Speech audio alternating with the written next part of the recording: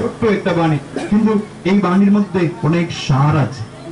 আমরা জানি সার আমরা কোথায় দিই, গাছের গোড়ায় আমরা সার দিই, মানে গাছটা সুন্দরভাবে ঘটে উঠে মানে উঠবার জন্য আমরা সার দিই। আমাদের বাইবেলের একটা সার আছে, মানে ভালো হবার জন্য, মানুষ ভালো হবার জন্য, মানুষের জীবনে অনেক ফুল ফুটবার জন্য, ফল ধরবার জন্য ঈশ্বরের অনেক বাণী আছে। ঈশ্বরের অনেক বাণী আছে। সেই বাণী থেকে একটা বাণী আমি বললাম, সেই যিশুর মুখ থেকে উচ্চারিত বাণী, যিশুর মুখ থেকে উচ্চারিত বাণী। এই বাণী বলে দিচ্ছেন, প্রার্থনায় তোমরা বিশ্বাসের সঙ্গে যা কিছু যাচনা করবে তা পাবে। অপরক ভাষাতে বাইবেলে যদি থাকলে সেটা পড়তে পারবে, বাংলা সবাই যদি না জানলে প্রতিনিধিত কঙ্গল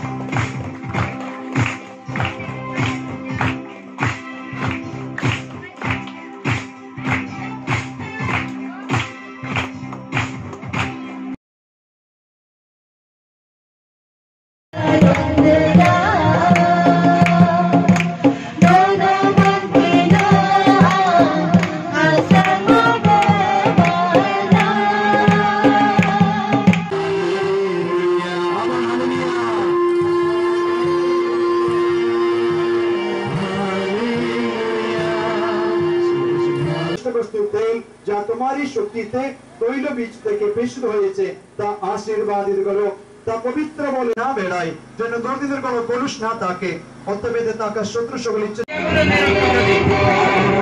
Hallelujah.